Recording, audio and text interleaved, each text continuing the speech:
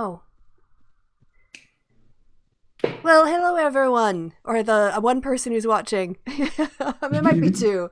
Hey, awkward pasta. I know you're here for sure. Welcome to episode 3 of the corruption of whatever the place is we're in right now, and that's basically all I'm gonna do. Unless I don't know if people want to kind of introduce themselves with their name and their character, or their YouTube name and character before we start. And I actually we should end with the dungeon mistress.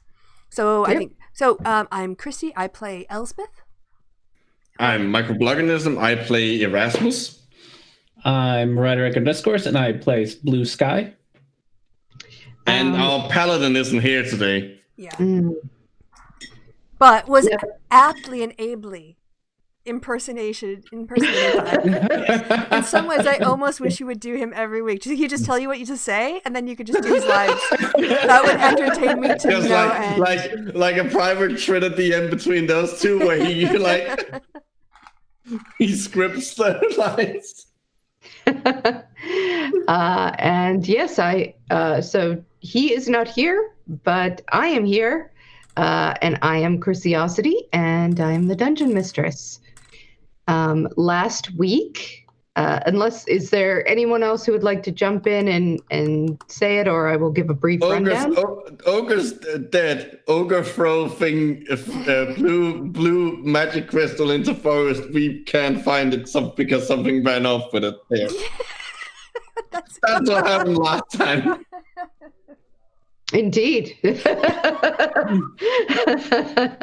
So as we come in today, we have Elspeth and Reverence. I need to take a sip of tea here. Yeah, go ahead. Get your throat relaxed. It's going to be a long night.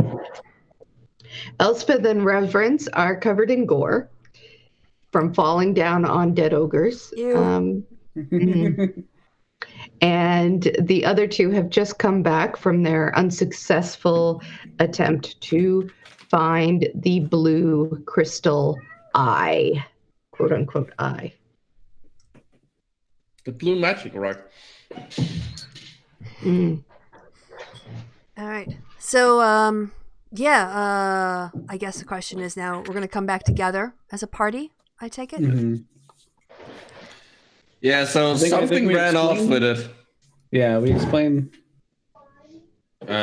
all the things. We were unable to track it down, but it seems quite big. Mm-hmm.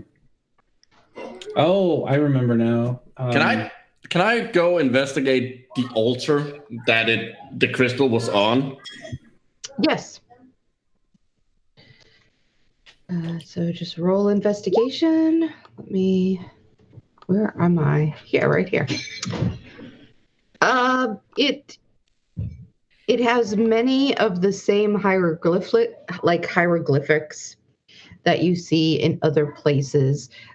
You've deduced, or Reverence rather has deduced, that this is a demonic prince that had a cult following for some time, and that the crystal was reputed to be his eye, his seeing eye, which had certain psionic abilities to project his will onto evil creatures that were in the vicinity.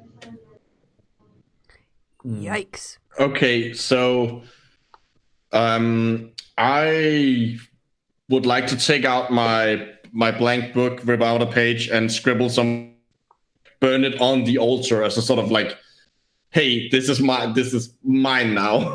This is my patrons now. Okay. You can do that. And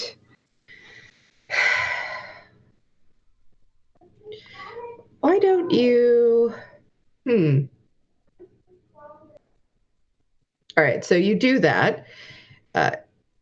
Do you say anything as you do it? No. All the like prayer stuff is written in the weird mixture of like primordial fire language. I can't remember, Ignis and like Draconic on the actual page. It lights, but the flame is not as strong as it should be. It sort of wavers, and there's a blue tinge to the flame that's slowly just the paper crumbles into itself rather than going up in a blaze like you usually like it to do. Some powerful presence here. I take it we can all see that. Well, yeah, it's fairly obvious. Like, I'm going up to the magic altar and burning stuff on it. I think you would notice. All right. Reverend says, "It is not a toy, little Erasmus." And I wasn't playing with it. I think it is best if we make our way back to the village. All right. So, I want to get this goop off me. I need a bath. I need a bubble bath right now. I need to soak. Does anyone know prestidigitation to clean her off? Yes, please. Someone could learn that. I can make it back to the inn, but let's just go. As we walk out, I stare back at the like over my shoulder at the altar. Although we are going to make it back to town tonight, I do want to say that one of the cool spells I got now that I'm level 5 is Tiny Hut. That is adorable. I don't know what it does, but it sounds adorable. It sleeps up to 6. It's a force field that can hold up like 6 to 8 people or something. Oh, so it makes a little magic hut. Yeah. Oh. Isn't that sweet? Oh. I like that. That's a fun spell. It's a very useful spell. Yes, when we're out in the elements. So you make... Yeah. Oh, sorry. No. You make your way back. You know, it wasn't hard to find in the first place, and it's not that hard to get yourselves back. By the time you get back, it's getting kind of late afternoon, early evening. What do you do? Who did we we went to talk to that interesting mayor. The mayor, yeah. Oh, okay. Oh, did we bring our heads? Can we assume we brought... Oh, no, we brought clothes. We didn't bring... Yeah. He specifically told us not to bring anything gross. All right, well, do you guys want to negotiate? I'm going to go back to the inn, and I'm going to ask for their bath. Get them starting boiling the water now. I'm happy for you to cash in the dead bits. All right, and Reverend says, "I shall go with you as well." But separate baths. This stuff is gross. Of course. Okay. Well, I'm definitely going to the mayor. Yeah, we're going to the mayor. Let's talk to the mayor. So you two go to the town hall, I guess, the mayor's office, and knock on the door. After a moment, the elderly little gnome pokes his head out and says, "What?" Hey, hello. Hello again. We have taken care of the ogre problem. But there might... What, are they dead? Yes, they're dead. Oh, good.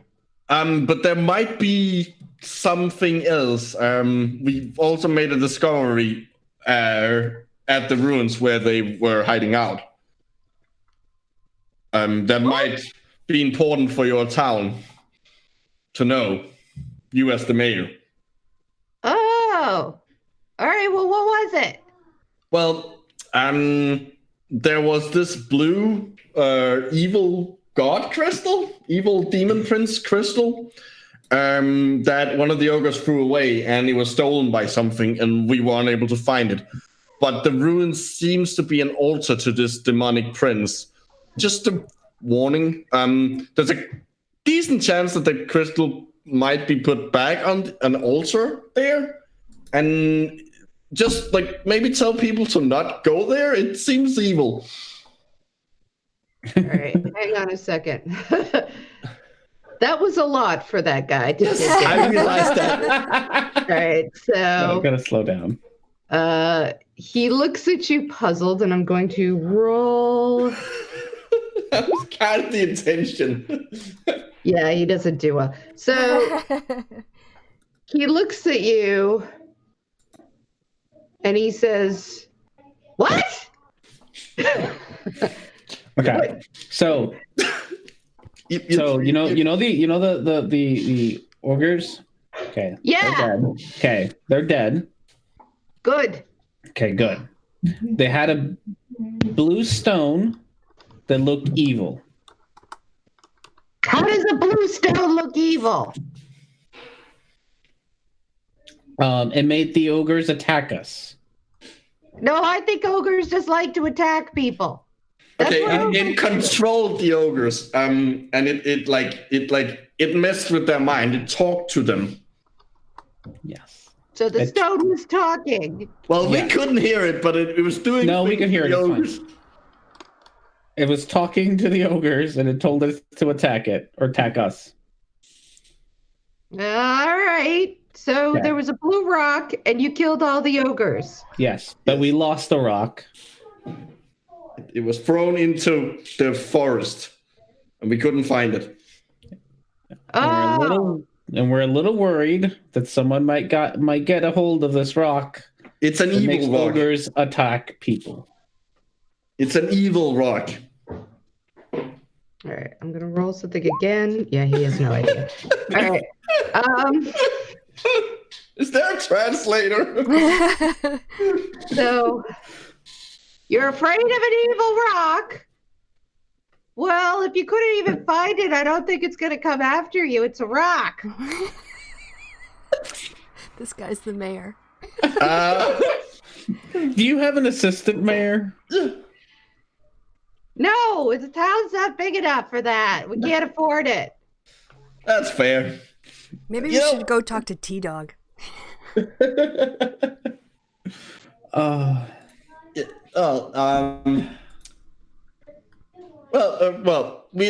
important part is we have killed the ogres, and I believe you said you would pay us 10 gold if we did so. Oh yeah, all right, come on in. He pushes you in. Now he goes into his office, which is a mess. He himself is pretty together, but this office looks like it has been ransacked by just a team of completely insane robbers or something. It's just everything is everywhere. And he begins going through every little box and envelope and nook and cranny, saying, I know it's in here somewhere. We have the party. Yeah, party funds. Let me see. He's looking. There's some socks there. He looks up in the sock. He smells the sock, throws it over his head. He doesn't, but and let's see. I'm surprised this town has a budget to not be able to pay for assistant mayor. It doesn't seem like it would have a budget to begin with. So finally, he does go, oh yeah! And then he goes into his desk and he takes out a box. And the box is wooden and it has "Do not open, money for party" on it. Are you sure you should take that money? It seems to be for a party. Yeah, for the midwinter party. It's the only money I have to give you. Well, it's fine. Okay. Yeah. It's better off we don't have ogres. We don't want them at the party anyway. Okay, that's fair. How about this? Can you just pay for our rooms at the inn and that'll be enough? So that's like 1 gold. At the inn? No, that's 1 gold, but it's more than what 30 gold is going to give us. No, 10. Listen, I'm not here for charity of ogres. You killed the ogres. I said there was going to be 10 gold. There's 10 gold. Okay. I am a man of my word. I know. We're not saying you're not a man of your word. What we were saying was that, like, we don't want to not have it so you can't have your party. Like that's. We'll have the party. Okay.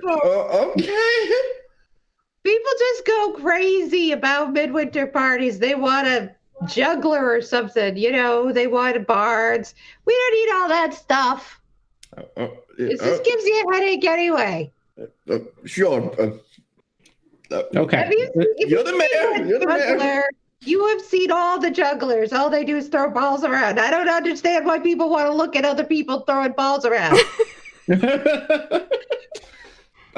Sure. And as he says this, he's taking out and he gives you 10 gold, and you can see that there's more in there. That isn't all that it has, but he does give you 10 gold. And he says, "Oh yeah, you can tell Melody. Well, don't worry about the inn money. We'll take care of it. She'll be fine." Okay. Okay. She doesn't like jugglers either, she told me. Well, sure. Okay. No jugglers. Fine. Yes. Have a good day. Yeah, well, it's almost time to go home. Well, okay. Have a good evening then. Yeah, you too. Thank you. Yeah. And I sort of push Blue out of the room, like, let's get the fuck out of here. So if this town exists in a year, I'd be very surprised. Mm-hmm. So as you're there, Christy, you and Reverence head back to the inn, and you open up the door, and Melanie looks up and sees you both and says, "Oh, heavens!" And immediately she runs over to you, Christy, and she says, "We'll get you right upstairs." Thank you. Come on. And she looks at Reverence, goes over behind the bar, grabs lye soap, hands it to him, and says, "There's a pond out back. Come on now." I'm fine with this. Do you have bubbles? Oh, yes, of course, darling. Oh, thank you. Thank you so much. So she takes you upstairs. She heats. There's a large wooden round tub, and she pours hot water. She's got flowers and herbs, throwing things in there, everything that she can find. She gives you some very fluffy yellow towels with lace on them. It's very cute. And she says, "Stay as long as you need to, and if you need extra rinses, you tell me." Oh, thank you. You're such a dear. I'm sure I can see to them myself. I don't know what you poor thing were up to, but a fine lady like yourself shouldn't have to do such things, darling. Oh, well, thank you. And I have to say, what we were up to is making this area safer. You have far fewer ogres now than you did a few hours ago. Well, if you'd like, when you are done with your things, you can pass them out of the door, and I'll take them down to be laundered. Oh, thank you. You're too kind. So I'm starting to get confused. I imagine he's just been this like complete comedy scene. He's just been standing there, Looking at the pond. So yes, Reverence makes his way down to the pond. He gives the inn a look of it's a silty pond, it's nice, but it's one of those things that you get in there and all the silt from the bottom kind of starts going up. But he just, he he just figures, well, I'm a nature paladin anyway, and this is fine for me. And he goes in and he starts just scrubbing himself with rather harsh, this is harsh stuff that she gave him. This is stuff for like a very severe mess, but he takes it for cleaning floors. Yeah, it's basically for cleaning. Yeah, like she just gave him Pine Sol and said, "Get down to the lake."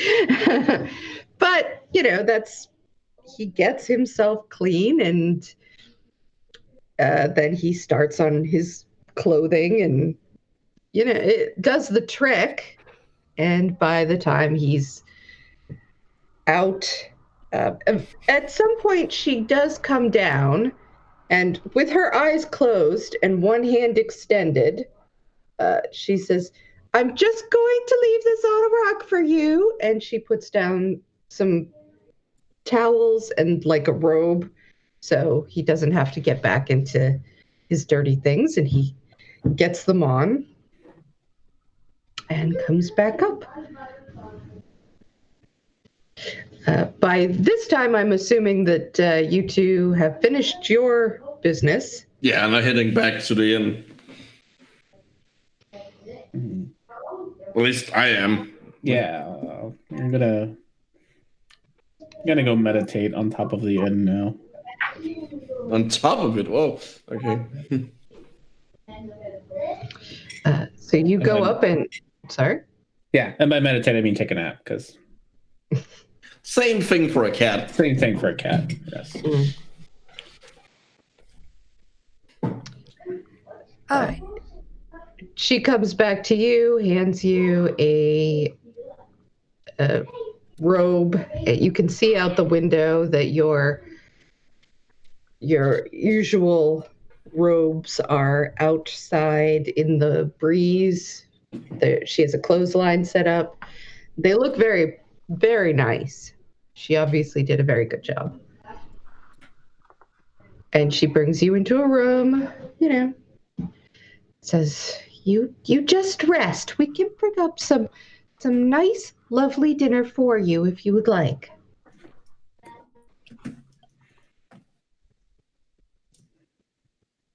And she comes down. Erasmus, are you in the common room? Where are you at? Well, I've been into the door and sat down somewhere, just rest. And Reverence is there too, and he nods at you. You notice he's wearing a rather fluffy robe. I smirk, as much as a kobold can smirk. It was better than what I was wearing. Yeah, fair point. It suits you. Thank you. And so Melanie comes down and says, "Oh, hi. So you'll be wanting to sleep over another night then?" I think so, yeah. That's lovely. Lovely, dears. I'll get right on dinner. We'll have a nice roast. I understand that you got rid of our ogres. It's good for a celebration. Yes, we got rid of them. There's something else. We tried to warn the mayor, but he's a bit, you probably know. There was this blue evil crystal thing at the ruins where we fought the ogres, and it's evil, basically. And it was thrown into the forest, and we were unable to find it. There's a good chance that it will be put back into the ruin. So just if you could pass the word around to maybe not necessarily go there, it might be dangerous. I certainly will. Thank you for that warning. Yeah. She goes off to cook dinner. For the interest of time, She gets everything together. It is a lovely roast with potatoes and root vegetables. And she I come brings down it. for my bath, by the way. Okay. I'm at the She table when smiles it's at being served. Yes, yummy. And she hands you an extra roll. Oh, thanks. And she kind of glares at you and Erasmus and at Reverence for just a second, but she gives you all the food and walks off. Comes back with some hearty red wine. It is on the house, of course. Oh, thank you. Well, cheers. Yeah, cheers. Why is she giving you guys the stink eye? Oh, you noticed that too? Yeah. I'm not entirely sure. Does anybody want to roll? Perception or intuition? Insight. I mean, we can't really insight check her. We're not talking to her. Like looking at, I'm not sure how much more information we can gain by looking at her. Oh. Reverence has no idea. Tell you that. He's like, I don't always understand old women. I don't know if anyone else. What do we roll for this? Just insight. Oh, okay. Well, I'll have a go. You non-scaly people and your like facial expressions is not really my thing. Yeah, I don't think I did very well, unless I was being helped. Clueless. Yep. I don't know. She likes me.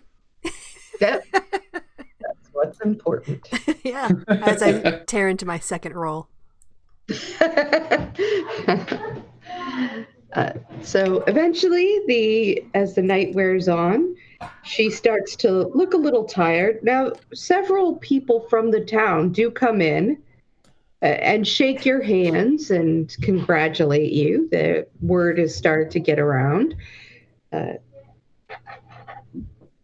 it gets quite late, Timothy does make an appearance. He comes in. T-Dog.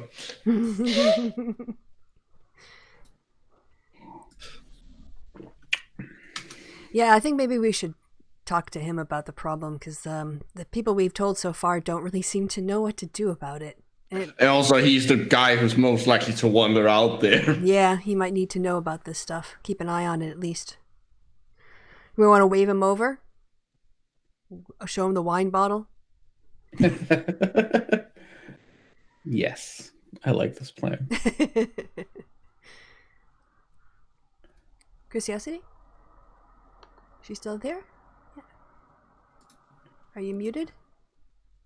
Oh no. She's not. The one person we're not allowed to lose. No, I see her in the chat.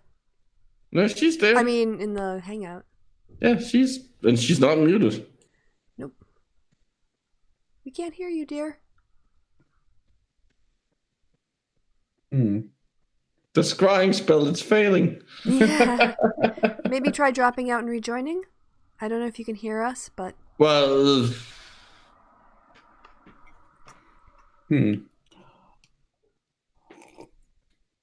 Well, while we wait.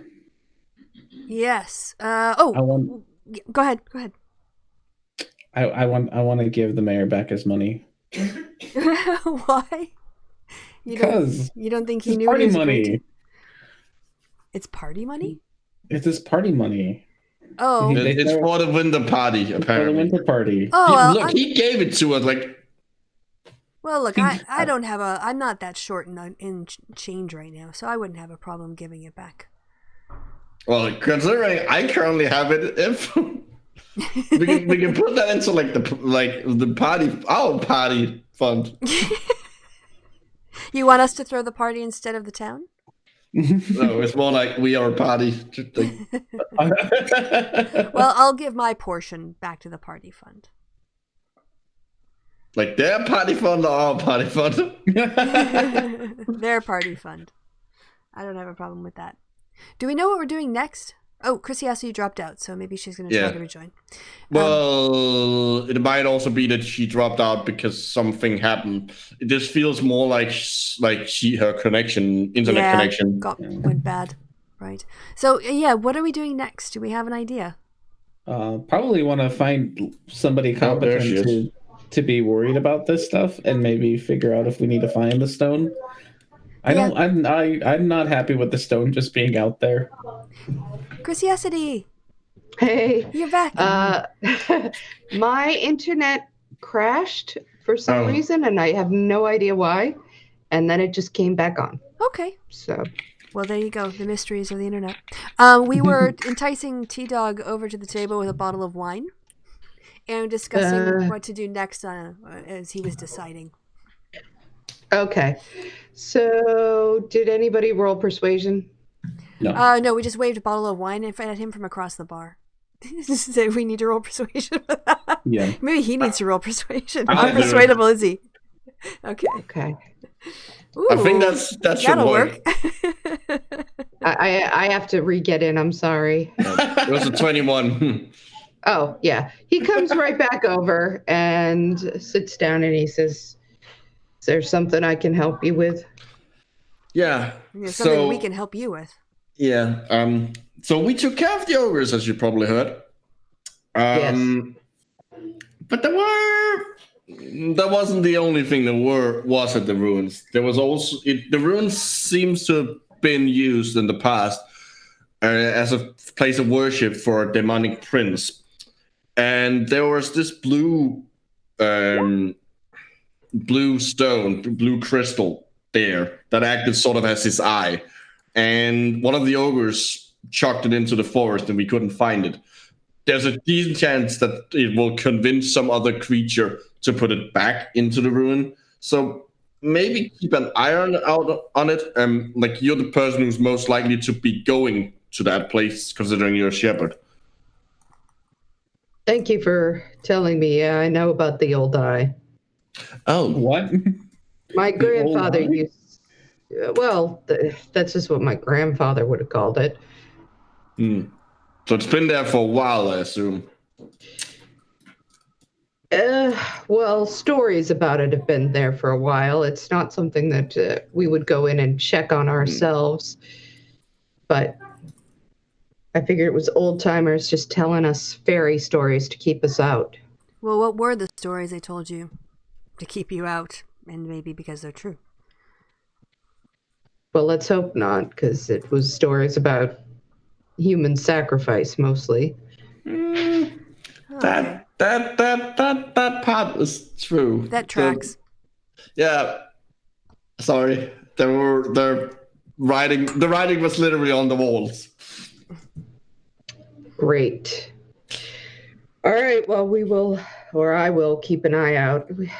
It's I don't know if you've noticed, but the average age around here is pretty old in this town. Yeah. How come? Well, it's sort of always been that way. When people get a certain age, most of them want to leave. There's nothing around here, but... There's more elsewhere? Yeah, you know how it is. People want to go up and find some good farmland if they're farmers, or maybe go on to Newfoundland or a big city like that. And it's a weird town. You know, I don't know if it's the ruins or what, but you have to be a little weird to really like it here. I pour him a glass of the wine. And in terms of like big things moving through the woods, did you see anything today while you were out and about? No, nothing today. Whereabouts in the woods was this? Sort of, well, the thing that took Crystal after it was the old eye after it was chucked into the forest was like behind the woods behind the ruins. But like, and we sadly was unable to track it. I'm going to roll for him. Yeah, I don't ever go over there. It's nothing for sheep to graze on, really, and yeah, that makes sense. Honestly, those woods have always been kind of spooky.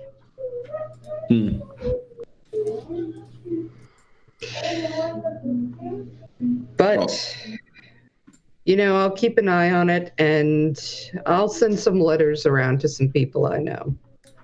Good. And we're probably gonna leave tomorrow to continue our personal business. But if we come back this way through, we might stop by and check up. And if there's something that's come up, we might be able to help deal with it. Fair enough. I don't know how much more money we'll be able to give you, but there's plenty of socks where those came from. And they're fine socks. Yep, can always use good socks. He stays long enough to finish a glass of wine. You can tell he's just trying to be polite, and then he gets up and leaves as... He's not a people person. He is not a people person. He's a sheep person. That sounded dirty than I intended. Yeah. But he does his best. He has done his best with you out of gratitude. So off he goes. The evening starts winding down into night, and the, as they said, rather elderly population have all gone away and have gone to bed. We should probably do so too. There's no point in keeping our hostess awake. Yeah, I think bedtime. I'm ready for a good night's sleep after that long hot bath and big meal. Oh, you got hot baths. That's nice. Did you get one too, Reverence? No. Why not? I'm a little too big for most tubs. I'm certain that was the reason. That makes sense. I was bathed, though. There's a perfectly delightful pond out back. You mean the gross one? Nothing gross about it. I even saw some geese there. So you're saying it's full of goose shit. It's good for a conditioner. I love nature. I can tell. All right. So she takes you all up to bed. Kirsty, you get you get the finest room. The rest of you get rooms, which are all nice. Like, she doesn't have a bad room. She does give you the stink eye again, each one of you. One of us smells of goose shit, so that's... And she leaves you to it. So before I go to bed, I'm gonna take just 5 minutes, like close my eyes and like try to process the paper, the book page not burning as it should. Just like meditating about it. I'll do stuff to my goddess. Be really happy about my clean state. So Erasmus, roll a religion check. Ooh. Natural 20. All right. There's a candle beside your bed, and it flares up, and you can see the sort of face that you've come to see in fires on certain days, the face of your patron. And in your mind, it's not words exactly, but you see images of a demonic figure that prowls and eats. You see burning, like blue fire eyes, and you can hear the sounds of screams in the night. The image wobbles, and you can see the vision changes to one of a battle, a huge battle that took place, it looks like, where you were at, but obviously in a much different age. And you can see that there's been, it looks like a great wizard, like elven features, long purple robes. There's the sound of just clanging and bashing and battle everywhere. And you can see that this demonic figure was captured and contained and then pressed into the earth.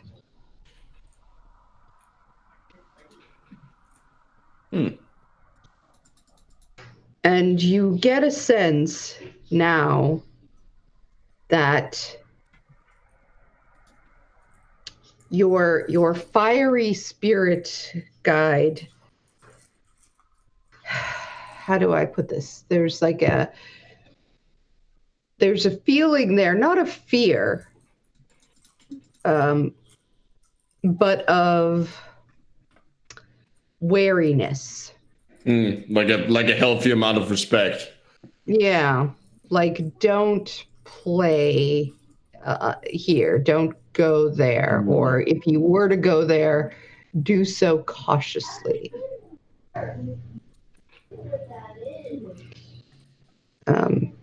And a sense in you that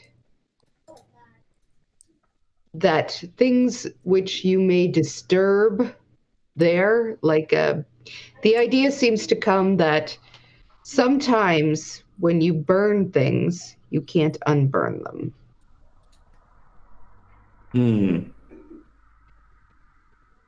Again, it's a difficult, but you have that sort of connection with your patron that you can feel these things, but because he doesn't speak to you in words, but more in these sort of very general images and sensations, always with this heat, always with the smell of flames.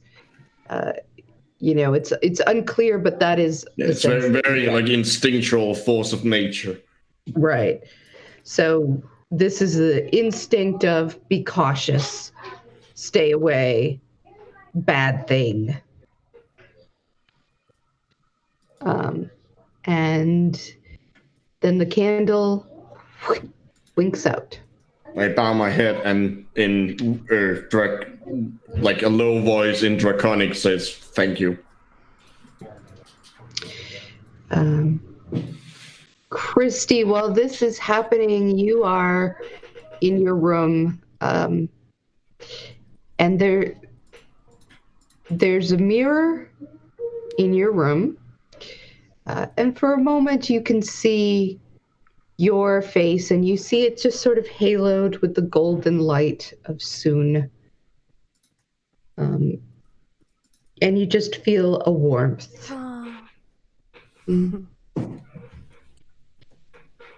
Cool. I am at peace. And the rest of you get a good night's sleep. Ooh, yay! Before I go to sleep, yeah. I want to break into the mayor's house and give him back his money. That you don't have. I have money. Okay. Do you want to break into the house or the town hall? The town hall, where we found the money. Right, put it back into his little party box. So obviously he's not gonna let me give it to him, so I'm gonna give it to him. So just roll a stealth check.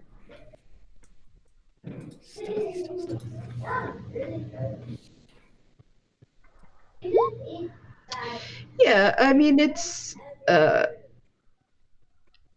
you spent probably a little more time than you actually need to sneaking about and making sure you're totally in this town mania pictures. Yes. Yeah, this geriatric town where everybody is now asleep, really, and a like fantasy Florida. Yeah. But you make it back in. You find your way to the box, and you're able to return the money and put it back. All right. And secure in the knowledge that he probably doesn't know exactly how much was in there anyway. True. All right.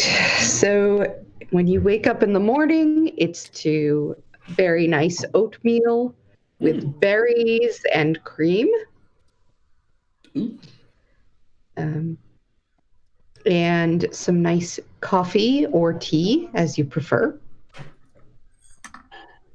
Nice. Yeah. And your hostess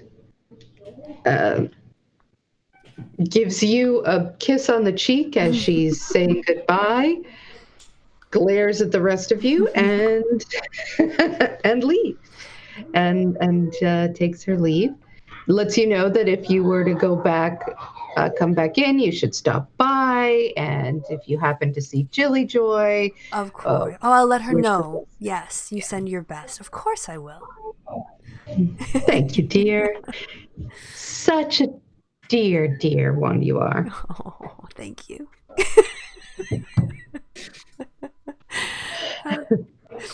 All right. So, we going to talk about where we're going next, everyone, over our oatmeal? Further north.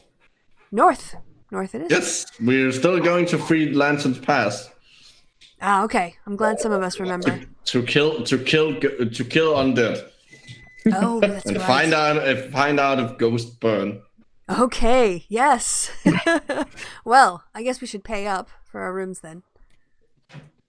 Not a bit. Oh, don't you even. No. It has been my pleasure. I myself am a bit of a, well, not such as yourself, but I have always said a prayer or two to your lady. Oh, well, before we go, would you like to join me in prayer? We'll just run outside, have a quick session. She's blushing. Oh, that would be lovely, dear. Thank you.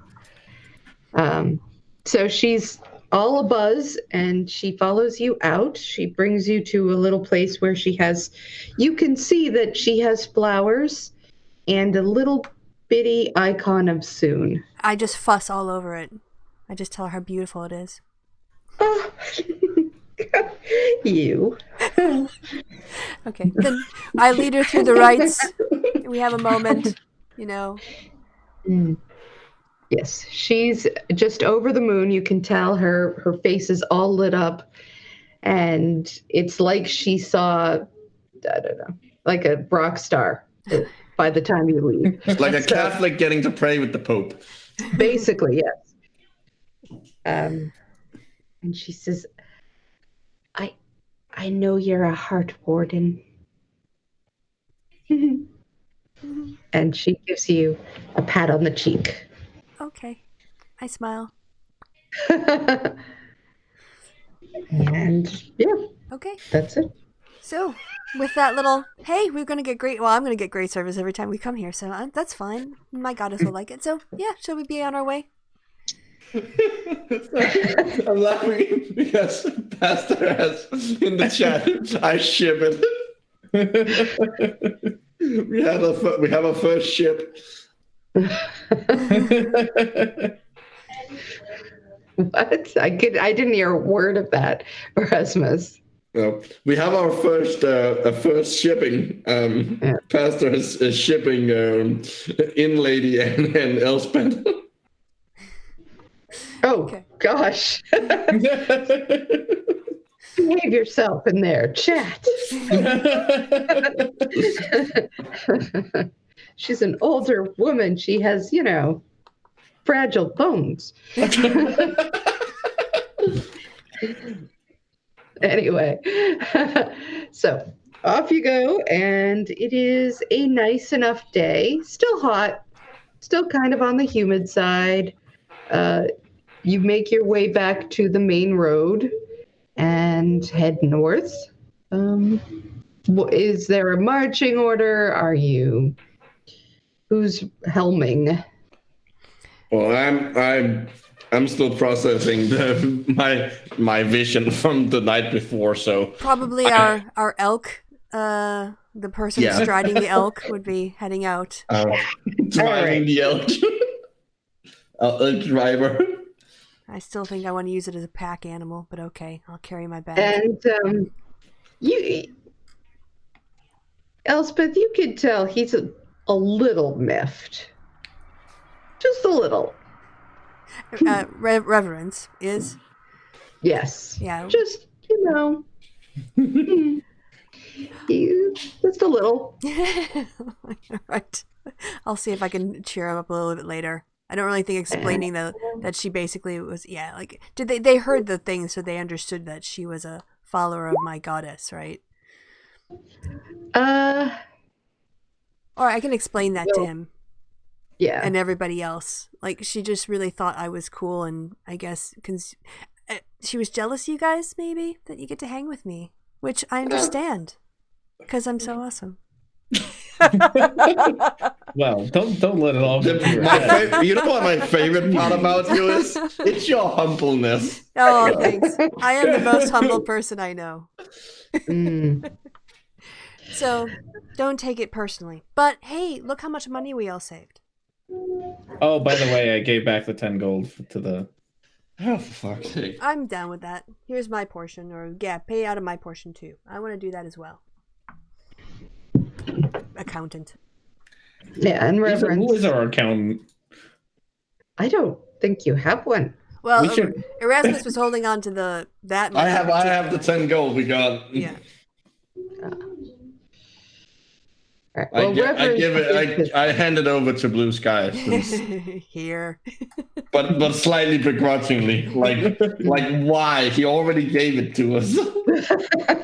You're making me do charity retroactively. Boo. Yeah. If I would have known, I knew you were gonna agree, so I didn't ask for permission. Forgiveness is easier than permission sometimes. Yes. Well, it's kind of hard to undo, anyways. It doesn't matter. It's more principle of it. I'm happy to take up the rear if others are distracted with their conversations or their visions. Yeah. So I'm on the vision quest. if you want to roll a perception. Yep. Where'd my mouse go? Not persuasion. There we go. Not bad. As you go through, you keep a good eye out about you. You see the evidence of the large group that you remember coming through a couple days ago. There's various travelers on the road. Nothing looks amiss or out of the ordinary. Mushrooms look okay? You want to... You want me to roll again? For separately? No, if you were... Well, yeah, because you weren't specifying to me Sure, you're looking for. sure. As long as I'm looking around, I'll also look at the mushroom health and density and see if it's on par with what I've seen before. Right. Yeah, it's just one too many things to keep an eye on, so you don't really get a good sense of that. Okay. All right. You are, if you travel at a good pace, you are within a day's journey. You'll get there by evening. So unless you decide to stop or want to look around or anything, that is what should happen. Yep. I'm happy to keep going. Yeah. As much as a tiny hut spell is nice, I don't want to try it out if we don't have to. Sure. I will occasionally mutter to myself in Draconic. Just like not to no one in particular. While they're like thinking out loud.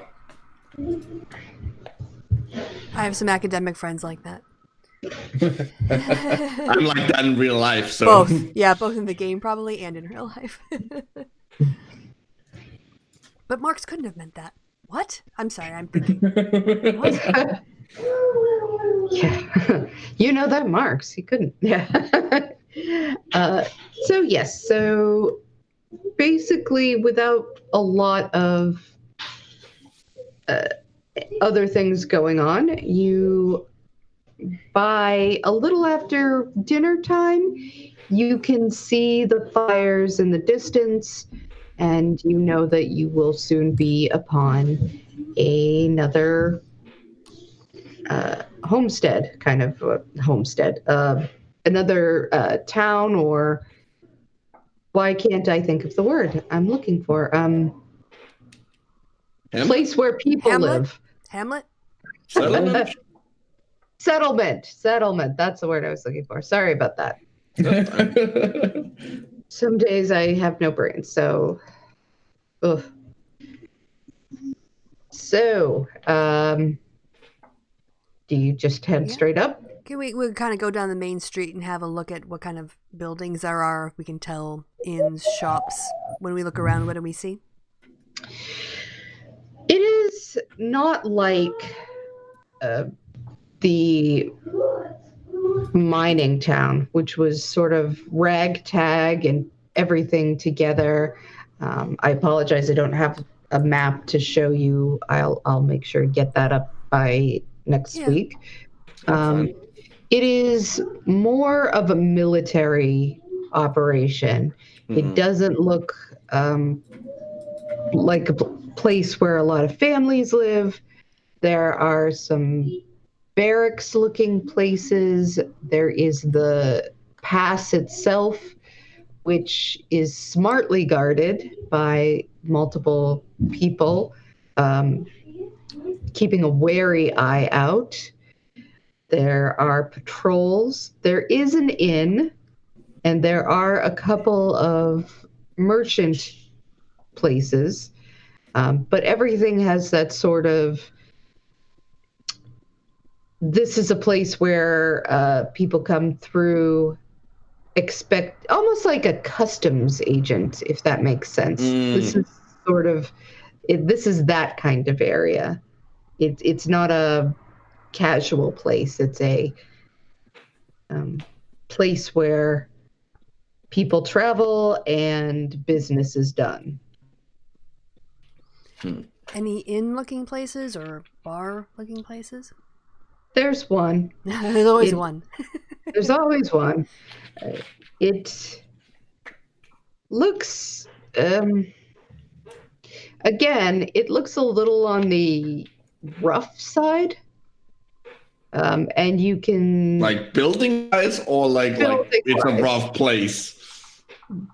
Building-wise, it looks like... there's nothing fancy or frilly about it. It is just wood post and beam, and it's functional. No frills, just pure functionality. And that's That's it. There is a very serious-looking dwarf and multiple military people having a drink. You can tell that they have the royal colors of the realm on them. And there is a Penkirth crest above a small but functional hearth. The dwarf eyes you as you come in. Hello? Hello. We were looking for a place to stay for the night, and this seems the most likely place in town. Would we be right? You would. Good. Great. So we'll just Thank you. go on in. Thanks. You're welcome. Would you be liking something to eat or drink? Yes, please. Both. Both, yes. And information on the rooms, if you know anything about that as well. The what? You have rooms or bunks or someplace? Oh, yeah. Well, we have a big room upstairs. It's not much, but it's mostly what we keep here in case people get too drunk. Or we have a place above the stables. Okay, well, are both available? Yeah. Huh. Maybe we have dinner and then see them both and make a choice? He kind of narrows his eyes and says, yeah, that's fine. I don't think this is that kind of place. So he says, will it be beer or cider? Oh, Cider. cider for me? Beer. Reverend says, I'd take a cider. So you are all you're all handed the beverages of your choice, and he goes back out. He comes into the back. After a moment, a woman comes in. She's also a dwarf. She looks considerably younger than the bartender, and you're not sure if she's a daughter or a very young wife, or what. But she hands you all a stew, nods at you, and says, let us know if you need anything else. Gives you a hearty chunk of very, very grainy bread, dark bread, and a slab of butter, and heads back into the kitchen. Well, tuck in. What does the, like, I'm assuming, like, are there a lot of other people? What do they look like? Like, sure. So there is, in one corner, there are a group of obvious soldiers. They look tired. They look like they've had a long day. And there is a human male and two halflings, one whom you're not sure of the gender, and another who appears female. There's another table where an attractive woman sits alone. She seems to be reading and does not appear to be looking for any companionship. She's richly dressed. And there is a table with probably, you would guess, maybe soldiers. They have that bearing about them, but they're not in uniform. They're maybe on a day off or what have you, but they just appear to be having a good time with each other. It is a dwarf and a gnome and a halfling. Can I roll a perception to see if I can spot the weird edgy guy we saw back in Coppertown? Sure. Like to see if he's there.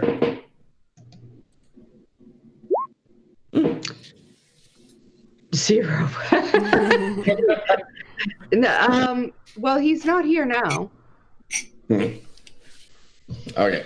I'm going to, over the course of dinner, keep an eye on the richly dressed lady, and if she looks to be making a move to go to the outhouse, I sort of want to follow her.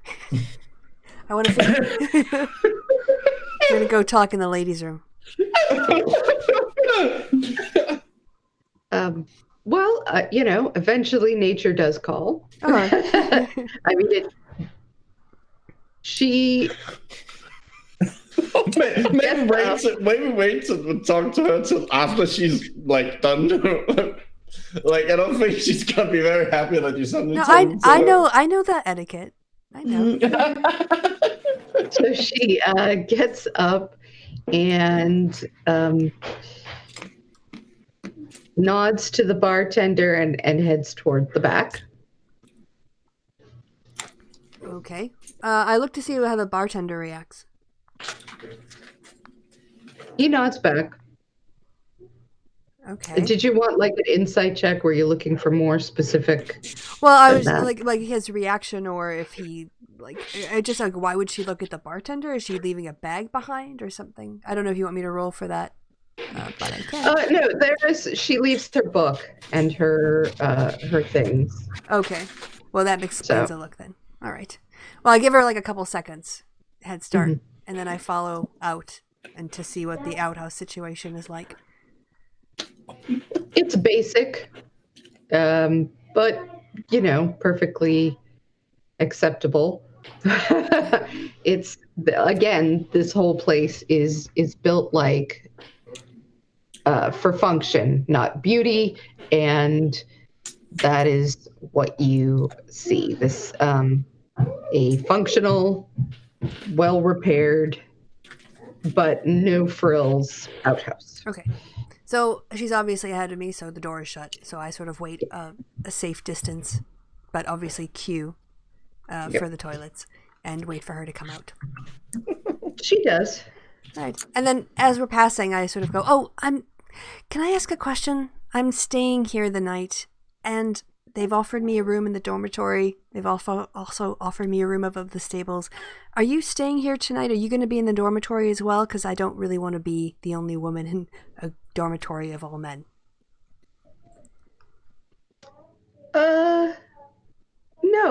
No, I have my own quarters. Oh, okay. All right. Well, maybe I'll do the stable just to kind of have a room to myself, but thanks. She looks you over and pulls back her sleeve, and she is and around her wrist, you see several bracelets and one string like a candle wick that is wrapped around her wrist. Oh. Uh-huh. And ours are around our wrist as well? Well, yes. Yours might be. Yeah. So I pull back my sleeve to show mine. Ah, yes. Well met. I was told that you would be possibly coming up this way. I don't recommend the dormitory. There are drunkards there. Would you prefer to stay in my quarters? It's very simple, but you will find it much more to your liking, I assume. Well, I do have my companions with me. I don't know how much space you have, and they are supposed to be keeping me safe, so I think I have to keep them nearby or stay with them. Even so, a drunken dormitory isn't the best place when people fall asleep. So, but perhaps we could talk over dinner a bit more if you've heard of our arrival or possible arrival, or in the morning. Yes, I don't think we should This is not a discussion for public places. But perhaps in the morning, if you would be so kind as to come for a walk with me. Of course. Perhaps we could have a chat then. I ask her And you can certainly bring your compatriots with you. Oh, great. And I ask her for directions from the inn how to get to her place and what time in the morning. Maybe a name. Rowena. Yes, lovely to meet you. And you as well. I assume you tell Elspeth, her your name. Yes. Elspeth. All right. So she heads back in. She collects her things, pays the bartender, and goes home and smiles at you before she leaves, but is discreet. There's something here of whether it's just her or whether there's something specific going on. She clearly doesn't want to make a scene or give any clues to people. Got it. All right. What was that about? Okay. Well, yeah. First, I use the outhouse. I mean, I'm there. Yeah. And then I come back in and say, why don't we check out the room above the stables to stay in tonight? And, I don't know, we can grab a couple bottles of wine and talk there. Okay. So, yeah. So you settle this up, and the bartender lets you have the room above the stables for 5 silver, and the wine is another couple of silver, so 7 silver altogether. And it's who's paying? We'll split it out of our own pockets, or do we have a king? How are you gonna split for 7 and 4? Well, then aren't there the drinks too and the dinner? So plus we'll give a tip, round it up to 8, 2 each. Okay. Yeah. Okay. So he takes your 8 silver and leads you up to a small room, one that probably Reverence is not going to be able to stand up all the way in. Ignore that. It's fine.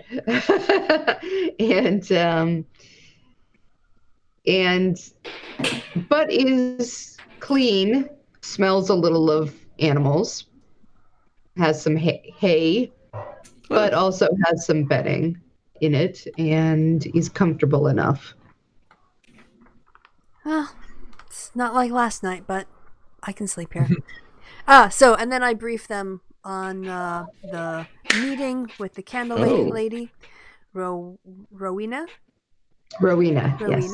and where she lives, and said that she was told that we might be coming, but she didn't want to talk in public. So I thought, neither should I. Well, at least, hopefully she'll be able to help us get into the pass. It looked rather guarded. I don't think you can just walk in there. Yeah, I don't really know what her story is, but I guess we'll find out tomorrow. All right. Burning hay makes a really distinct smell. Yeah, maybe we shouldn't. Maybe we should just drink the wine and go to sleep.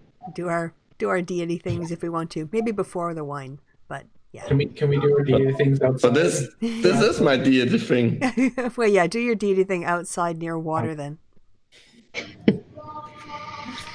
Kind of defeats the purpose. Yeah, the last time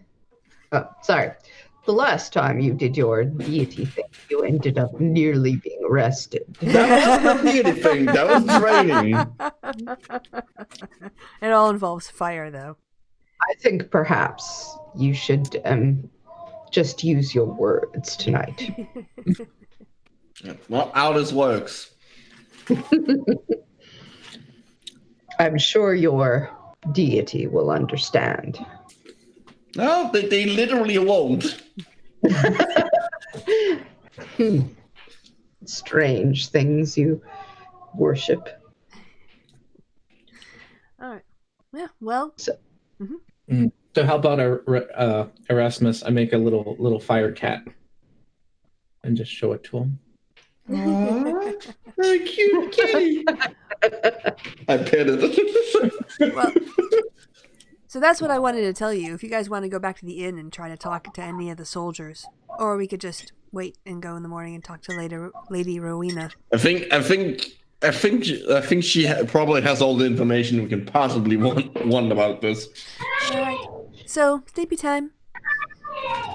okay. So you go to sleep, and just move it along.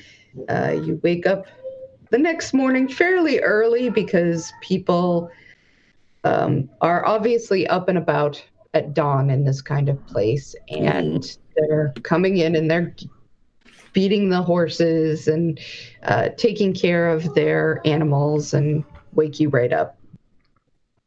Did we put Dave in the in the stable? Like, where is he staying?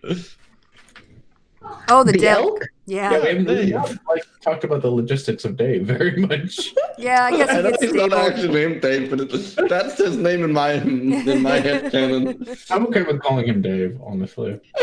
But he is. I'm going to leave that decision up to. Nicknamed Dave. Yeah, I don't think he wants to be called Dave, the elk himself, but I will leave that conversation to when the real reverence is back. But anyway. What do you mean? Wait, you're fake! And I have reverence.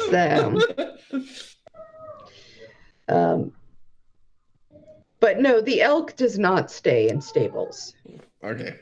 It stays in It does what it wants to do. The woods. It doesn't, it doesn't ask your permission, and it doesn't inform you what it's doing. It just does it. So, so you're not sure where it goes, but there it is. And in any case, it is back early in the morning.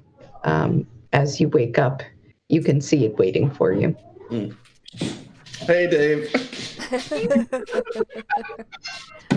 It looks at you and spits. Bad Dave. Well, I guess we wait till an appropriate hour and then head over. Like, not dawn kind of thing, but... Well, if everyone else wakes up at dawn, she probably does too. Yeah, but she's not in the military. Not with that outfit. Yeah. Maybe she's part of the fashion military police. The fashion military police. What is that? I don't know. It's something I heard a reference to at some point. I get the feeling that arrests you for your outfit, Reverence. That would make sense. I see nothing wrong with what I wear. It's a little dark. I say as I'm clad in literal smoke.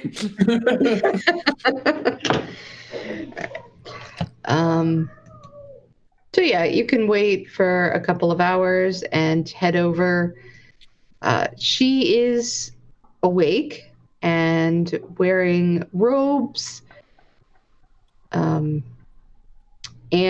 But you can tell that she's got on hiking boots underneath, and she nods to you and says, "I'd love to show you a mountain path I like to walk around here." And she takes you along. It is a very nice, sunny path. There are flowers about. And she talks generally to you until she sort of gets out of the area where it is possible to be overheard. And then she says, "Yes, it's been... there are people, of course, in the Bernay school who can let us know, even over large distances, send messages right into your mind. You're probably aware of that." And they did alert me that I may see you in some period of time, so I've been keeping an eye out. Then there was a very strange man who came through not long ago, telling some odd stories. I would be careful if I were you. He seemed to be attempting to start trouble for you.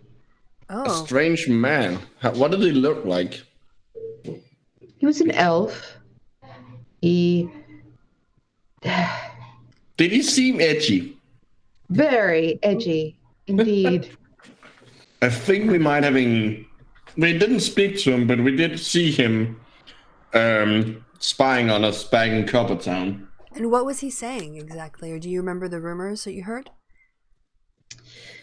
Very few of the soldiers talked to me specifically about this sort of thing, but from what I understood, he was suggesting that there was a strange group of people of many races coming through, and they were causing trouble and chaos and getting themselves arrested by the military. Well, that part was kind of true. I wasn't arrested. I was detained. You were detained. There is a difference. But we have also been killing off a lot of awful things and making communities better, which he kind of left out of his story, huh? Yes, he was up to no good. I am certain of that, and I did alert the superiors to my suspicions of his character. They will listen to me. I am respected here, if not necessarily liked. What exactly is your role here? You don't seem like you don't seem like you necessarily fit into this very militaristic little settlement. I don't. I am. If you don't mind me asking, of course. I do not, of course. We're all friends here. I am a historian and very well aware of the archaeology of this area. And I am here to provide occasional information and advice as to different things that happen. It's a mysterious mountain, let's put it that way, with many strange and sometimes dangerous areas to get lost in if you don't know your way. Are we going to have to go through that mountain area on our way north? Well, this is our destination. So maybe we could use a map of those dangerous areas or some hints since we're heading that way. Certainly. I'm assuming. So you see, most of I've been apprised of your mission. And, well, you'll be going deeper than I've ever been into the mountains. You won't be going through the pass itself, because that takes you on a fairly straightforward way. But there is an area where the pass intersects with some old cave systems, and I can certainly show you where that is. I can show you what maps we have. Some of them are very, very old, indeed, and tell of dark stories and strange occurrences. But it is rumored that there are, located deep below the mountain range itself, a temple of sorts. A dark temple with... it's not known exactly, but from ages past, it was a place where there were many objects of power taken and stored and guarded over by, it is said, undead guards. By chance, have you heard of a blue crystal that makes things do things? We bumped into one on the way here, and we lost it. Into the eye. Oh, is that what it is? Yes. Yes. It was controlling a group of ogres that we fought and killed, but before we could get the eye back, before we could kill the last ogre and examine it, the ogre chucked it into a forest, and we were unable to retrieve it. Dear God, are you saying the eye is active again? It seemed very active, and the whole runes that it was in appears to be dedicated to it. That is most concerning news. And considering what I've learned from my patron last night, well, the night before, yeah, I would agree. It's concerning. I have a sort of like semi-distant look into it. It looked like I've seen some shit look. It is said that, and the name is lost to time, or more likely expunged from the records, but it is said that this demonic prince held a reign of terror over the area until he was captured and placed in a place where his influence could no longer spread. If his eye is actually able to reach out and affect creatures, evil creatures, and bring them under his bidding, then this means he's breaking free. Could this be related to the reawakening of the corruption? It must be, in some way, but I would not have expected that the corruption itself, which does not directly touch us here, could simply by its existence weaken the bonds that were set. It was not this all happened well before the treaty was ever enacted.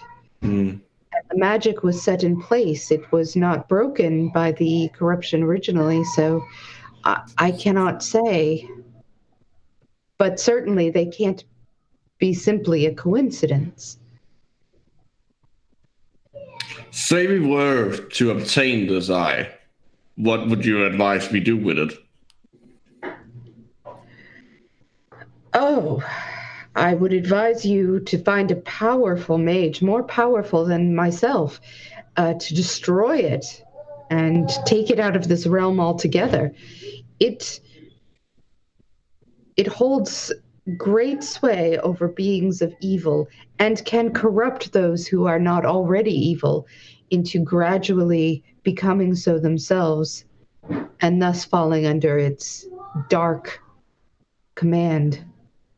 I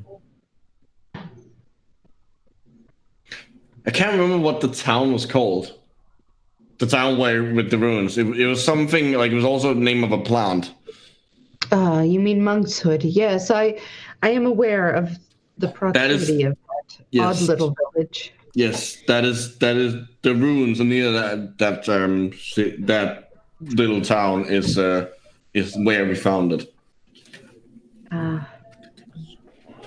Well, you bring dark news, that is for sure, and I will connect with some of my peers and see what we can dig up. This is very old information and not much is known.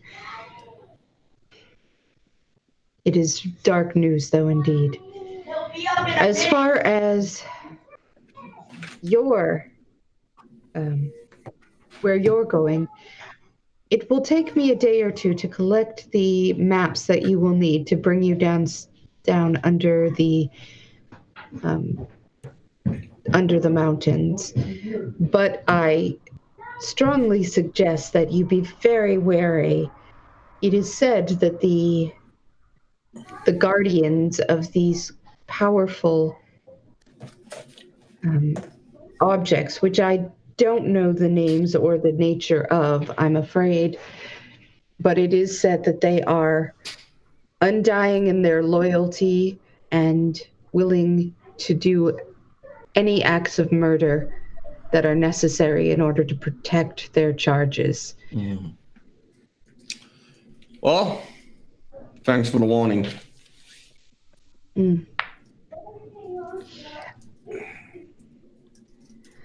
All right, well... Shit just got real. So, what next? Should we head out? Do we need to equip ourselves? I guess we should go look at the maps. Well, if it's gonna take her a couple of days to find the maps, so we should go back, like, stay in town, maybe, I don't know, train something, prepare ourselves. We could try to see if anybody else knows more information about where we're I have a feeling she's probably the person who knows the most information. That's kind of like her role here seems to be the person who knows things. Well, could we maybe, I don't know, like, see if we can get in any trouble? Like, find out if there's anything the military's working on that they can't handle, or, sharpen our skills while we wait? Or do I just do fast time and, like, do 3 days pass? Yeah. I can do either one for you. I mean, I wouldn't really go out and try and adventure more. I would probably I might go a good bit outside the city and train a bit, like the same way I did try to do in Copper Town. But other than that, no. Okay, well, hopefully it'll work out better this time.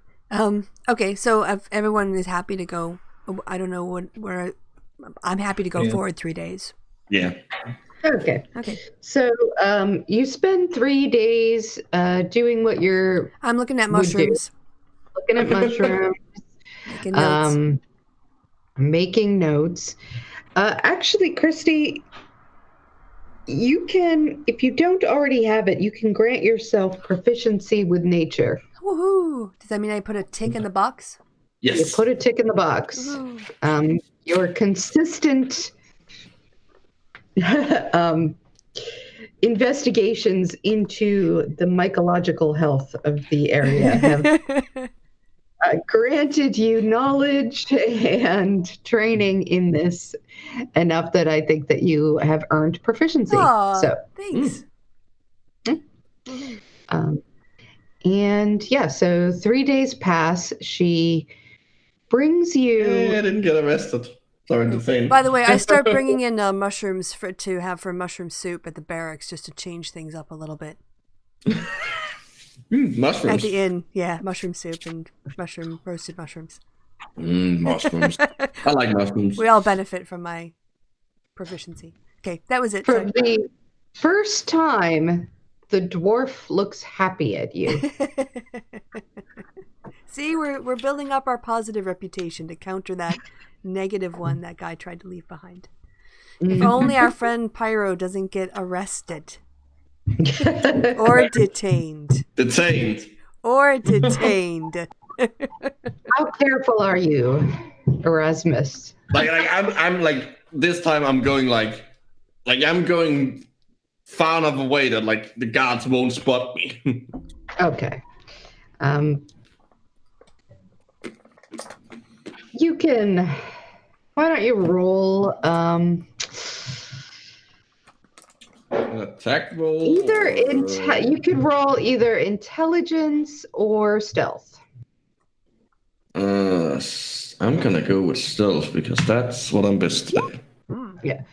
You are able to find a distant enough and hidden enough area that you are able to just zap stuff and cause fire to your heart's content without causing any alarm. Yeah. So, Reverence gets to know his elk better, I guess. They have, he rides him every day in the area, just sort of getting a feel for riding an elk around, I guess. And comes home in the evenings, perfectly happy. Blue, what do you do? Every once in a while, or once a day, because I think that's all my ring does, turn on my haste ring and just do laps around the little. Trying to set a new record. The guards are impressed. You can tell. And a couple of them are kind of, you notice that when you go in to drink, a couple of them kind of sidle over and check you out. They don't say anything or do anything, but, they're interested in you. All right. Positive reactions are good. So after the 3 days, Rowena comes back.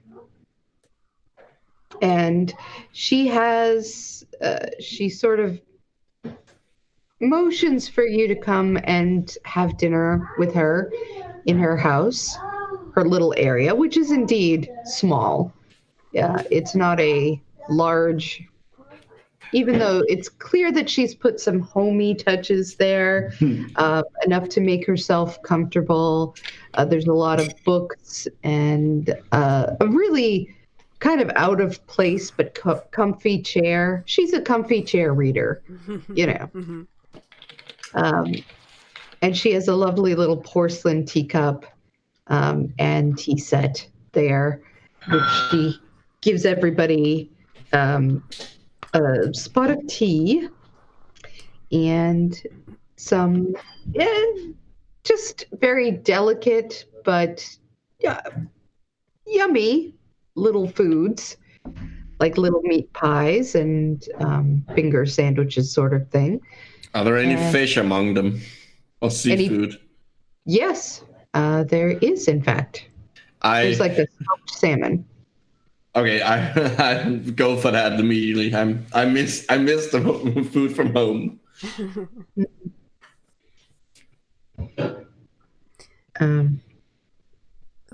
And she after you've eaten, she brings out some original maps, which she sort of lays out very carefully and doesn't touch them directly with her hands, using like gloves as she handles them. And then she says, "These are the originals. I would have copied them before, knowing you were coming, but I was worried that people might ask questions.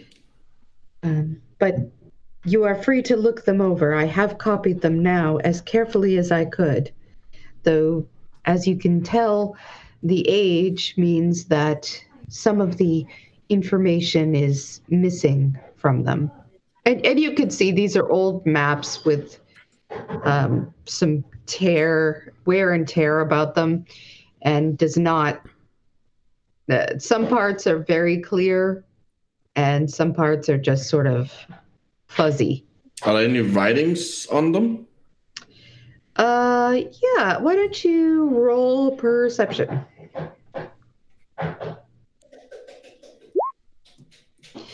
There's definitely writing on it. It's all a little too squiggly for you to really. Can I at least tell what script it's like, if it's in a script I know? There's more than one script here. Yes.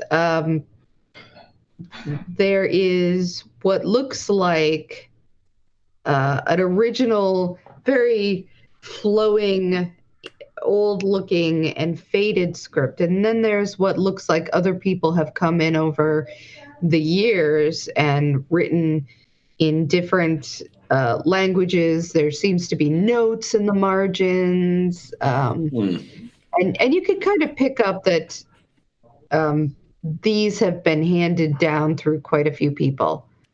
Can I have a go? Because I'm a nerdy person who, went to uni and all that. Sure. Okay, so I push aside.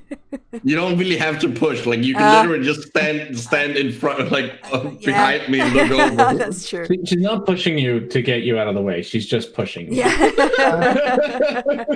Well, you didn't do much better. No, I didn't. Strike out. Remind me what languages you speak. I have to look as well. I'll have to check the common ones, but then I don't know if I made notes. I might check is that in their bio? No, it's in proficiencies. It should be on their core? standard, like their core page. Mm-hmm. Personality. Like right underneath your. So you don't have it written down. No, I don't, because I'm naughty. Oh, I'm a very naughty. I have common and draconic, so. Well, I know as in half elf, whatever the standards are, but I don't know if Elven. Well, you would know common, elven, and you would know more because you are a scholar. So yeah, we'll sort that out.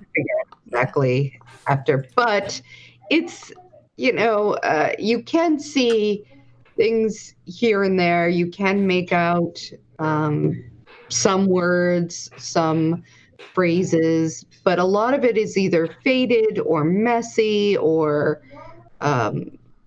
and the light isn't good, and it's in this really antique script that makes it sort of hard to see. And she's not exactly welcoming you to take a really hard look. Yeah, it's clear that she's trying to protect. You want to get a candle really close to that.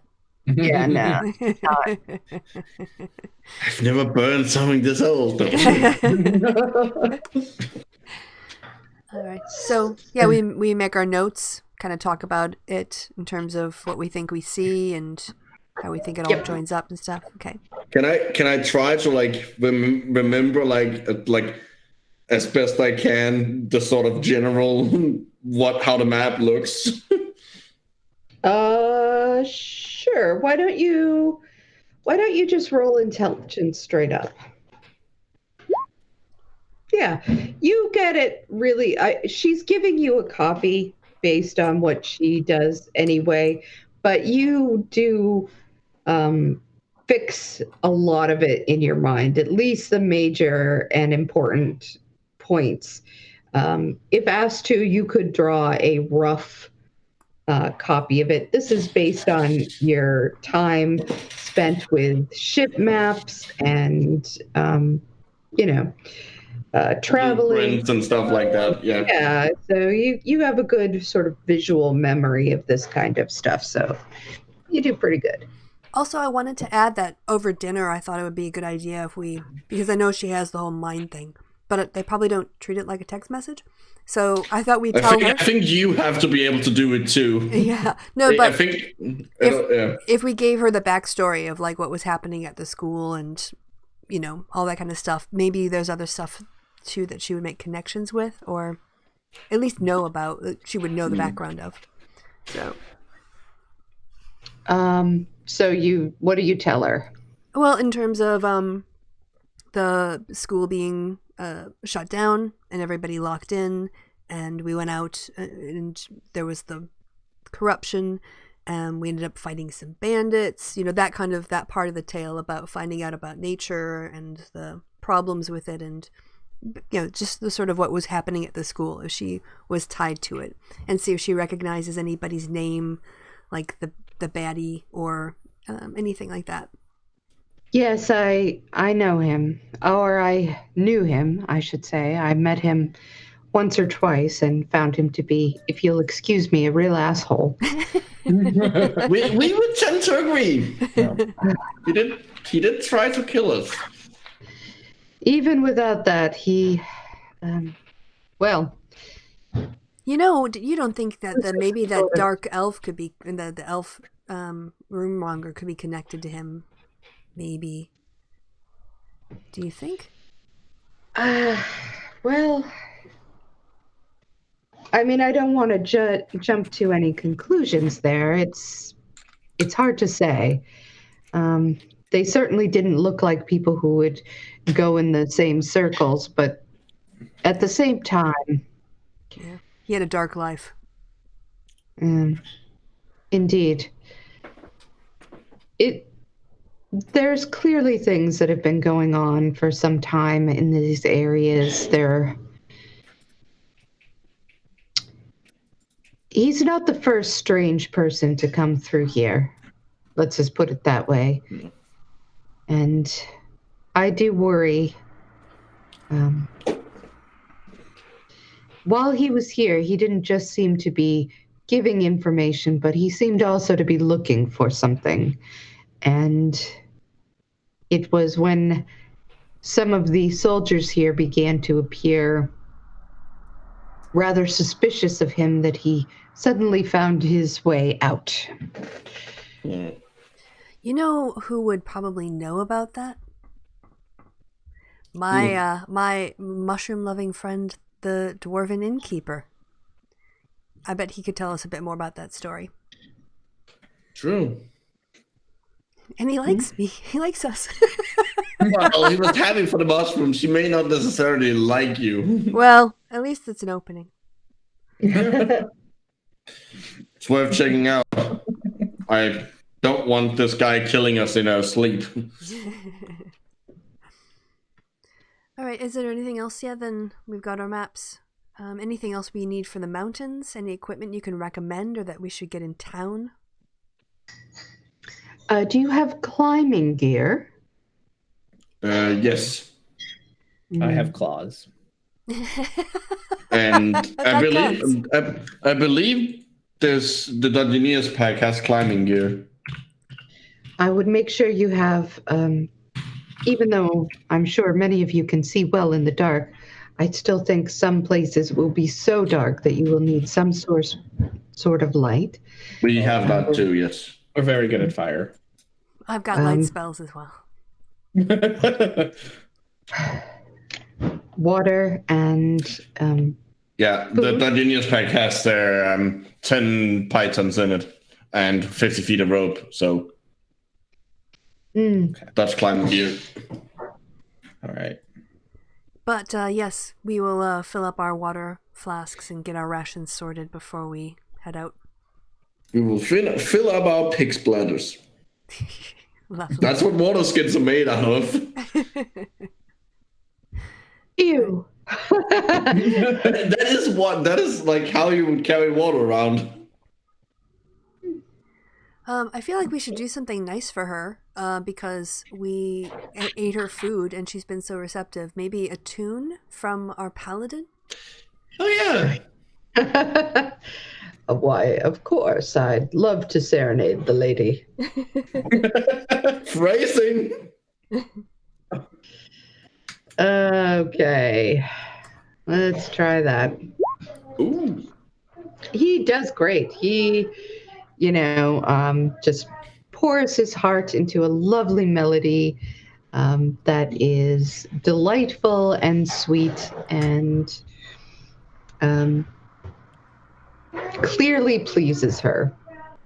So she, yay! Thank you. That's very kind. We never hear that sort of music out here. We don't really hear much music at all. I guess it's mostly like war drums. Right. So, now, in terms of, do we want to stay here the night, I take it?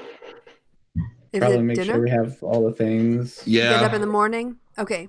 So, my suggestion is, after we finish up at the lovely lady's house, go to bed, get up in the morning, get our supplies. I'll go get some mushrooms, fresh from the morning fields, and then bring them to the dwarf, and we can rendezvous, we can meet at the inn and present him with the mushrooms as we pay our bill, and then maybe ask about the person who was talking trash about us behind our backs. That sounds like a plan. Okay. So you spend the night, you get... you can roll a nature check to find good eating mushrooms. Okay, come on, 20. Come on, everyone's having 20 tonight. You poison him, that'll do. Lirune. Yeah, I do not want to poison them right now. Please don't poison our dwarf. You you find some good, you already cleared out quite a few of the best, choicest samples, but you get a good harvest of hearty and yummy mushrooms, nothing poisonous, and you are able to bring it back. Okay, great. Thus, once again, clearly pleasing the dwarven bartender and his female companion, relative, something. Yeah. So, have we had breakfast and everything? We're on our way out. I would assume so. Yep. Okay. So I'll just say, as we're settling up the bill, whatever that comes to, with all the elk stabling and whatnot. Well, no, remember Dave wasn't stable. Oh, right, just roaming free. So while we've been here, someone mentioned to us that there was a person elf here earlier, maybe describing our group and saying really awful things about us, and also getting into a bit of trouble. And I was just wondering, we were curious what was said about us, because it was about us. And could you tell us, what was said? You can roll persuasion with advantage. Go mushrooms. Ooh, all right. Nice. Yeah. They give each other a look, and the bartender nods and says, yeah, there was a guy with trouble all over him coming out and spreading some foul lies, to be honest with you. And I have met more than my share of liars in this world, so I know him when I see him. This guy is no good. He was saying that you guys were out causing trouble and mischief, stirring up bad, evil crap, and just to make money off of suckers, basically. Did you catch his name? I caught the name he gave. Yeah, fair enough. Which was Eric, but I have a feeling a guy like him gives a different name in every place he goes. Doesn't really seem like an elven name. All right, and when he got in a bit of trouble around here, he was nosing around or asking questions.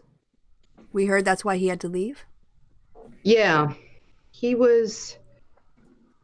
Well, it looked like he was taking stock of numbers of troops and who went on their way at what time.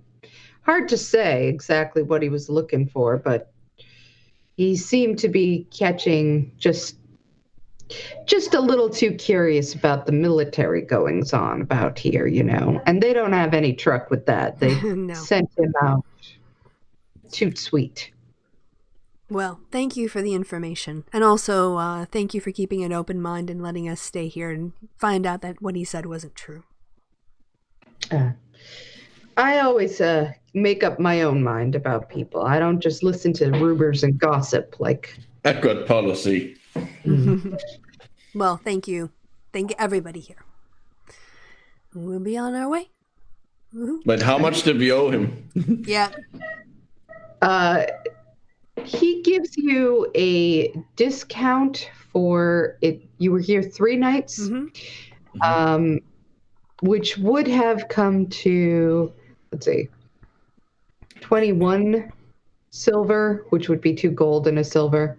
But he gives you something of a discount for really just to be nice and because you brought him mushrooms. So he takes 15 silver. So 1.5 gold. I'll pay that. You mean for the group or for yourself? I'm confused. For the group, like all. Oh, thanks. 1.5. Like it's so little, it doesn't matter. Okay.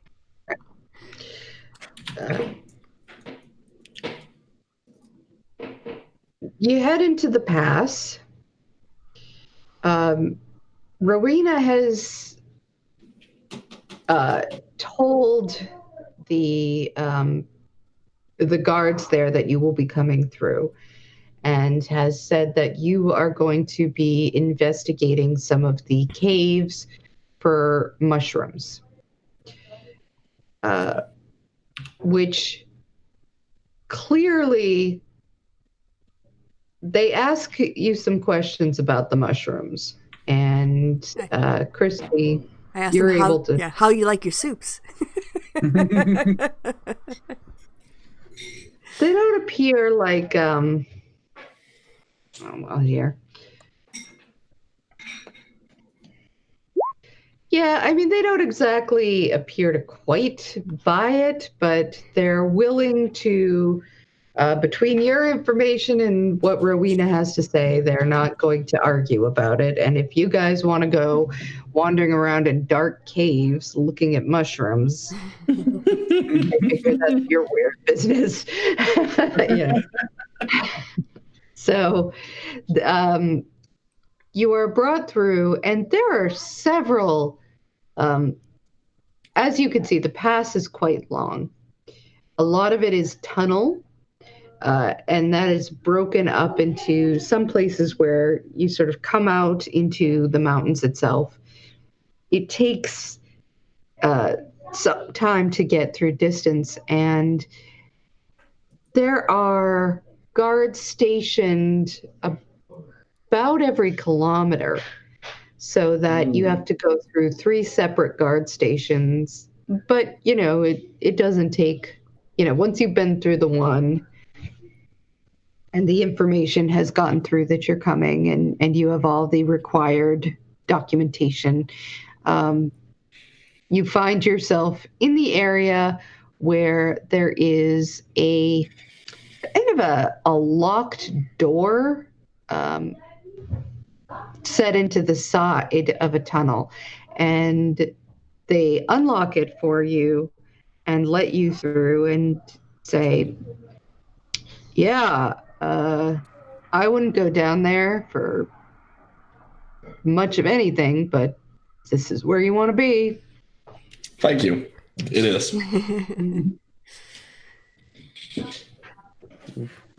And when we want to come out, we just knock? Is that... Is there like a secret knock, like so you know it's not like monsters? Well, no one's ever knocked before, so I guess we'll just assume it's you. Good. Well, down we go into the cave. Yeah. How is this elk-friendly terrain? I mean, elks are pretty good at walking. Like they're made for walking in difficult things. Okay, but tunnels? I don't know how shallow deep tunnels. Between the size of the elk and the size of Reverence, I don't see that he's going to be riding. Okay. Yes. Elk very much, but it can make it through. Okay. Dave's gonna tag along. It's a magic elf. Elk. If it got too tight, he could probably just send it away or have it weighed, and that would be fine. But at least in the beginning caverns that you're in, as dark and kind of musty as they may be, there's enough room for everybody to get through. What is your marching order? I think the tank goes first. Yeah. Yeah. Elk at the front. Blue second. I'll bring up the rear as I do. Okay. And who has the map? Yeah, I guess I might have the map since I'm like... You're the one who knows it best, right? Yeah, I remember it, and like reading maps is something I'm sort of good at. Maybe if you practice every single day, you can get a proficiency too. You could roll. I'm going to have Reverence is keeping his eye out, so I'll have him go. Yeah. So he does. He's able to keep a good eye. That's strange. Anyway. And if you would like to roll, you could roll survival or you could roll intelligence. Either one. All of us, or to whom? Erasmus. Okay. Oh boy. So you soon find out after having gone through about a half day's journey that you were holding the map upside down. Which, actually you didn't get very far because it wasn't making a lot of sense to you because it was upside down. So you have to double back and go back a different way. But, once you finally get there, you are able to find your way again. And it is creepy down here. It's so quiet. And does it look like natural caves or like it's been mined out or? These appear to be natural caves. There's no sign of anybody doing anything to them so far. It is, from what you can see, the temple that you were looking for is several days' journey underground. Oh dear. I've got the tiny hut spell. Sorry, go ahead, Chrisiousity. I didn't mean to interrupt. No, not at all. It's just, most of the time it is deadly silent everywhere you go. You would think you would hear dripping water or breeze or something, but the air is just dead and musty. It's there, you can breathe it, and there's just nothing. Hardly even echoes from your footfalls. It's what almost the hell like is this place?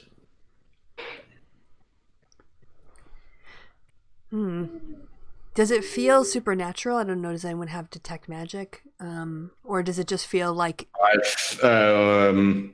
I think Reverence has is innately. I have good and evil, but... Oh, wait, detect magic. Actually, I could. Yeah, I'll just see if this is a normal or a creepy. Normal creepy or magic creepy? Yeah. okay. Creepy, or we should be concerned creepy. Let's see. The presence of magic within 30 feet of you. There's nothing. You can keep it up for what, like 10 minutes, I think? Yeah, 10 minutes. Yep. If someone leads me so I can concentrate. Can walk. You do that. There's nothing specific within the 30 feet that you're going. But it's Is it like diffuse? I would say it's almost as if there's a lingering presence. Nothing you can put your finger on, nothing you can say, but just there's a feeling around here. Yes. I feel it in the air. What is it strong enough that you can detect what school of magic it is? No, there's nothing. If there's any particular object or anything that is sending off this kind of vibe, it is not nearly close enough to give a clear reading. It's just that there's something wrong with this place. You can feel it. All right, so I communicate this to the rest of the party. Well, that's lovely. So, yeah, ghosts. How flammable are they? Yeah. Find out next time. Yeah, this might be a good place to actually end a little early, just because with Reverence not here, Yeah. and you've gotten pretty far. I was just making a joke. Please, can we stop for the night and I cast Tiny Hut, please? Go for it. And that's where we leave off. Can we Yes. leave off there? Okay. So You leave off in a tiny hut. Tiny hut. Wait, we've been paying for inns this whole time, and you have a tiny hut. Well, we were still need like food. Well, it's a 10-foot radius immobile dome of force that springs into existence around and above us and remains stationary for the duration. But the spell ends if we leave the area. 9 creatures of medium size can fit inside. Yeah, and there's those other things. But as long as we're not attacked or whatever else, we don't leave. It's not really that's not really a hut as much as like a yeah. Well, it says the atmosphere inside is comfortable and dry regardless of the weather outside. Nice. Until a spell ends, you can command the interior to become dimly lit or dark. The dome is opaque from the outside or any color you choose, but is transparent from the inside. Make it bright pink. That like really like Barbie's high heels, bubblegum pink. Blue. Yes. While you're sleeping, I will say, you have several times an intense feeling of something watching you that you can't shake. Ooh. You've been inside the tiny hut, huh? I mean, there's nothing there. There's nothing there at all, and there are children just screeching in the background. Having some extra children atmosphere, I guess. More terrifying than normal ghost. Yeah. That laugh was perfect. My spawn. Freaking. Oh anyway. No, the true bad guy. Chrissy herself. It's probably just your imagination. Sure. Right. But it feels like something's watching you. And on that mystery, we'll leave it. So, thanks to everyone for tuning in to the episode, and we will be back, fingers crossed, same time next week. No technical problems as there weren't tonight, except for one dropout. And thanks for everybody for joining us. So, if everyone wants to say goodbye now, I'll end the stream. So, say goodbye, everyone. Now. Bye, everyone. Well done. Bye. Bye.